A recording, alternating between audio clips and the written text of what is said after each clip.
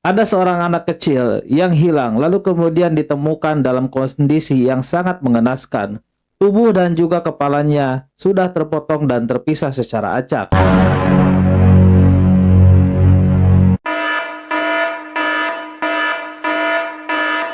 Jenazah anak perempuan berumur 8 tahun yang jadi korban mutilasi oleh kerabatnya berusia 8 tahun ditemukan meninggal dunia di lokasi perkebunan milik warga. Korban ditemukan dalam kondisi mengenaskan.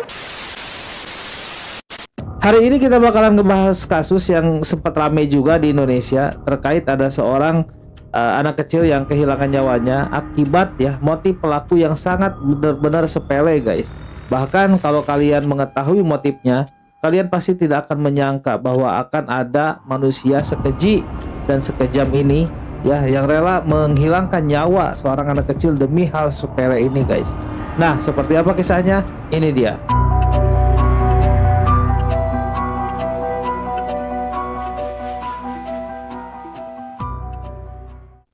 Jadi pada tanggal 18 Januari tahun 2024 warga Bolaang, Sulawesi Utara dihebohkan dengan hilangnya seorang anak kecil usia 8 tahun bernama Tilva Azahra. Pada saat itu warga yang ada di sana dan juga orang tuanya Tilva ini kebingungan karena selama beberapa jam si Tilva ini menghilang dan tidak kunjung kembali. Para warga yang ada di sana dan juga orang tua dari Tilva ini juga pada saat itu mencari keberadaannya si Tilva di tempat-tempat yang biasa digunakan oleh si Tilva bermain, termasuk ke pelosok-pelosok desa.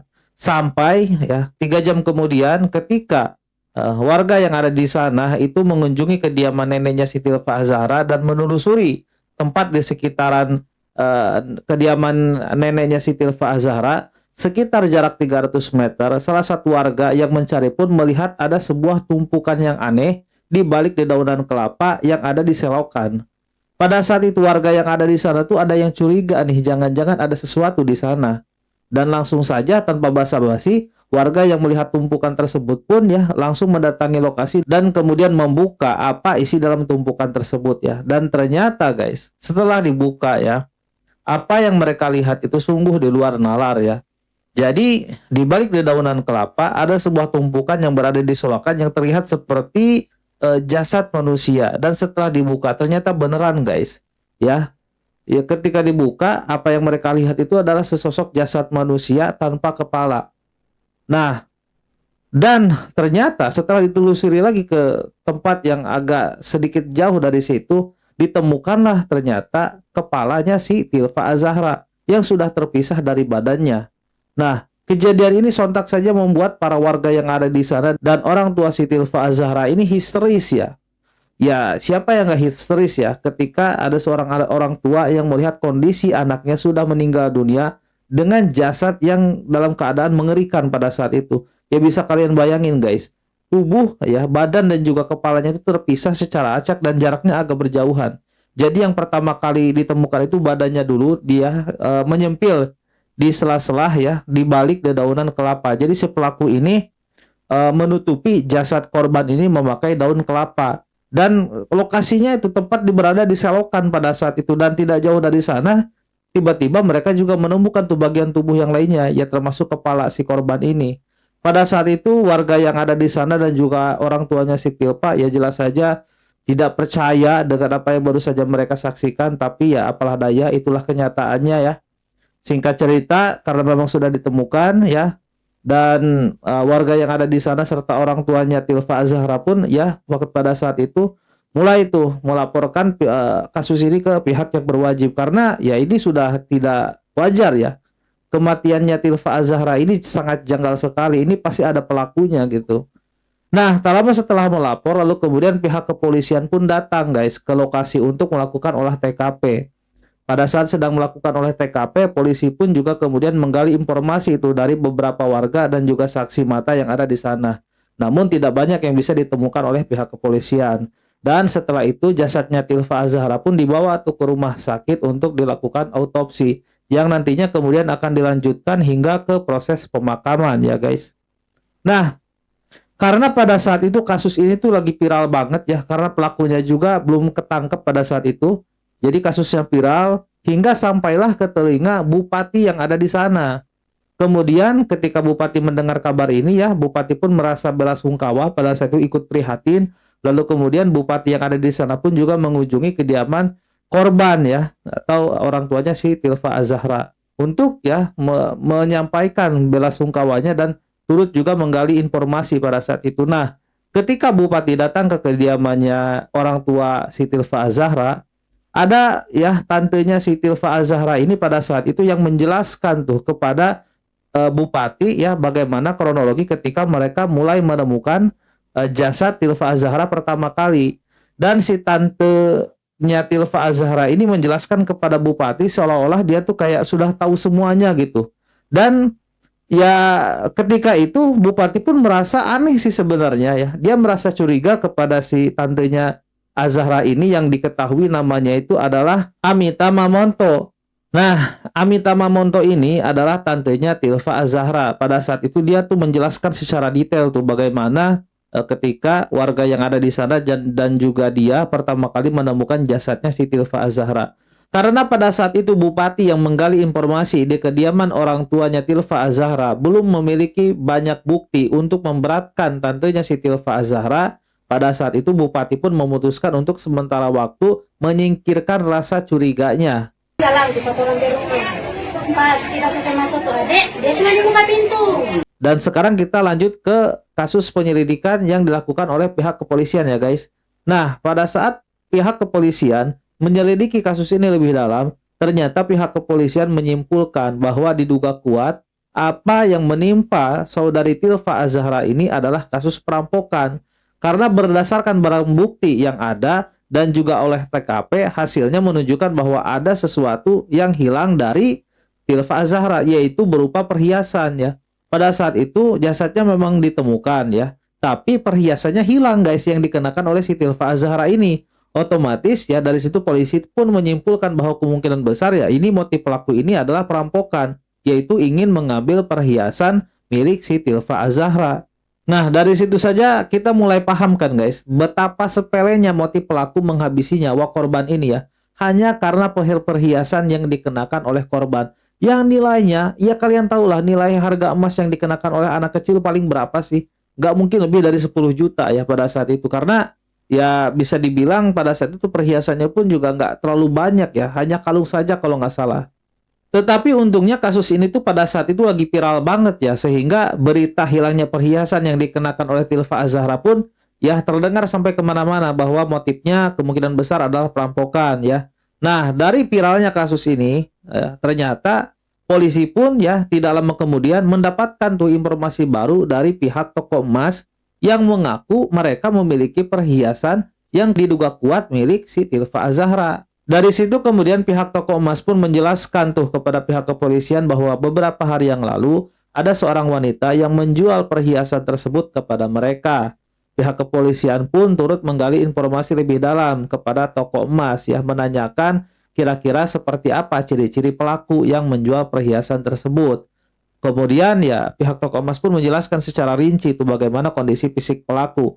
Dari keterangan tersebut akhirnya pihak kepolisian pun menetapkan tantenya si Tilfa Az-Zahra sebagai pelaku. Karena apa yang disebutkan ya ciri-ciri fisik dari toko emas itu memang definisinya tuh sama persis gitu dengan si tantenya si Tilfa Az-Zahra. Dan beruntungnya pada saat itu pihak toko emas juga masih ingat ya dengan wajah pelaku, sehingga pada saat itu polisi dengan cepat gitu menangkap pelaku di kediamannya.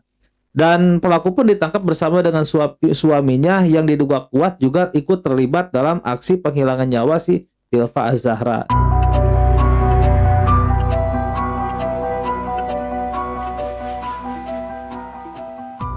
Ketika inisial AM ini ditangkap ya di kediamannya bersama juga dengan suaminya, pada saat sudah sampai di kantor polisi, kemudian ya tantenya si Tilfa Az-Zahra ini mengakui semua perbuatannya di depan pihak kepolisian. Dan dia pun menjelaskan bagaimana kronologi ketika dirinya menghabisi nyawa si korban. Jadi pelaku menjelaskan bahwa tanggal 18 Januari tahun 2024 ya, hari di mana Tilfa Az-Zahra menghilang, sebenarnya di hari itu tantenya ini atau pelaku sempat mengajak si korban ini untuk main bersama.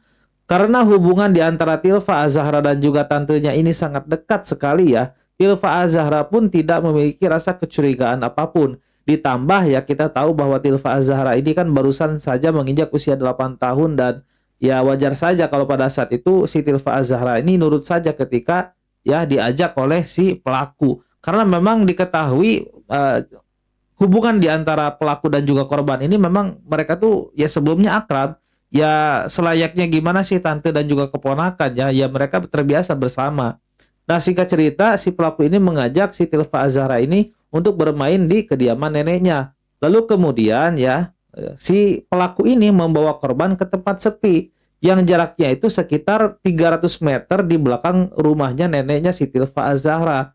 Lalu kemudian ketika sudah berada di tempat sepi, si pelaku ini mendorong korban hingga terjatuh, tersungkur. Posisinya tuh kayaknya tengkurap ya pada saat itu. Nah, ketika sedang dalam kondisi tengkurap ya, lalu kemudian si pelaku pun ya menindih atau bahasanya apa ya? Kayak nindih, kalau bahasa Sundanya tuh nindihan gitu. Ya intinya langsung memegangi si korban ini dengan kuat gitu ya, sehingga si korban tuh tidak berdaya lagi. Dan pada saat itu juga guys, dengan sangat tega dan dengan sangat biadab, si pelaku ini langsung ya memenggal kepala korban. Yang tentu saja pada saat itu si korban ya di menit-menit terakhirnya itu sempat ya memanggil nama bundanya. Pada saat si korban ini hendak dihabisi nyawanya oleh si pelaku, si korban ini sempat memanggil nama bundanya pada saat itu. Jadi kata-kata terakhir yang diucapkan oleh si korban ini adalah nama bundanya. Tapi yang menjadi tidak habis pikirnya pada saat itu guys, di mana letak hati si pelaku ya guys? Apakah hatinya sudah digelapkan dengan perhiasan yang dikenakan oleh si Tilfa Az-Zahra yang tidak seberapa itu? Jadi si pelaku dengan tega menghabisi nyawa korban hanya dengan alasan ingin menguasai perhiasan yang dikenakan oleh si korban yang merupakan keponakannya sendiri guys. Jadi di mana gitu letak otaknya saya juga nggak tahu ya. Pada saat saya mendengar kasus ini pertama kali, saya juga luar biasa jengkel banget gitu. Kok ada orang yang nggak punya hati seperti pelaku ini ya? Dan motifnya sangat-sangat sepele sekali ya. Nah, jadi itulah penjelasan daripada si pelaku bagaimana cara pelaku menghabisi nyawa si korban ya. Jadi bisa kalian bayangkan ya gimana mengerikannya situasi pada saat itu.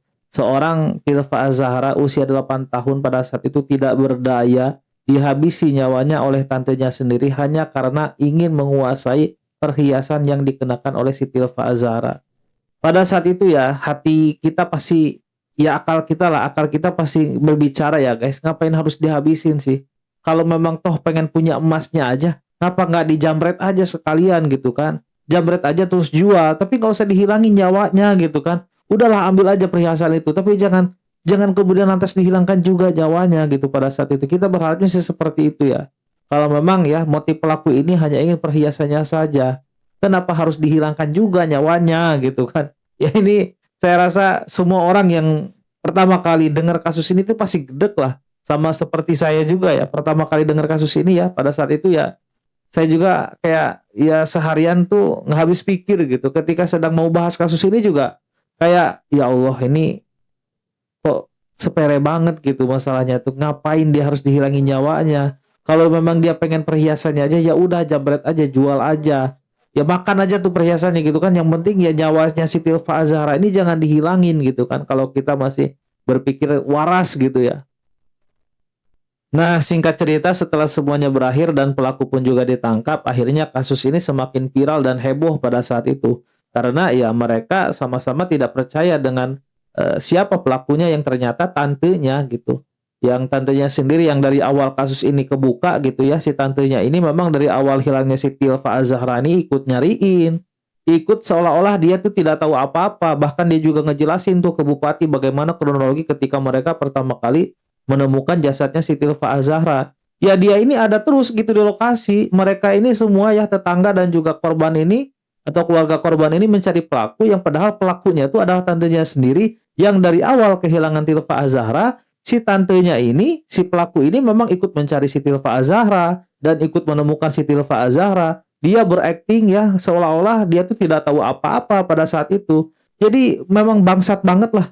Dan akhirnya para pelaku pun yang sudah ditangkap ya termasuk suaminya ini mendapatkan hukuman yang setimpal, yaitu berupa hukuman ya metong atau unsubscribe dari kehidupan. Ya, saya rasa ya hukuman itu memang setimpal ya dengan apa yang sudah mereka lakukan terhadap Hilfa Az-Zahra. 40 KUHP subsidiar 365 KUHP lebih subsidiar pasal 338 KUHP dengan ancaman pidana hukuman mati dan paling ringan 12 tahun penjara. Dan mudah-mudahan guys ya dari kisah ini kita belajar bahwa kita ya harus waspada kepada siapapun termasuk orang yang dianggap ya dekat dengan kita. Karena dari kasus ini juga kita melihat bahwa orang yang terdekat bisa saja menjadi musuh utama bagi kita. Untuk itu kita harus siap siaga menjaga ya keluarga kita atau kerabat kita, bahkan anak-anak kita dari siapapun ya. Jangan sampai kita memberikan kepercayaan 100% gitu. Karena apapun bisa terjadi di dunia ini seperti kisah ini. Contohnya siapa yang nyangka bahwa pelakunya adalah kerabatnya sendiri, tantenya yang memang sudah dikenal akrab sekali dengan korban gitu. Ya, oke guys, itulah tadi ya kisah untuk hari ini. Dan terima kasih sudah menonton video ini sampai habis. Dan kalau kalian punya masukan untuk channel ini, silahkan tinggalkan masukan kalian di kolom komentar. Dan masukan kalian tentu adalah bahan introspeksi kita ya sebagai konten kreator untuk bisa mengevaluasi setiap kinerja kita untuk menuju lebih baik lagi, untuk memberikan suguhan informasi dan juga edukasi yang terbaik untuk kalian gitu. Jadi jangan sampai kalian ya yang sudah menonton video ini sampai habis ya tidak mendapatkan manfaat dari hasil ya menonton video ini sampai habis. Jadi kalian harus mendapatkan sesuatu yang baru nih yang bisa kalian pelajari dari kisah-kisah yang disampaikan di channel ini. Oke guys ya, mungkin hanya itu saja. Sampai jumpa kembali di video selanjutnya.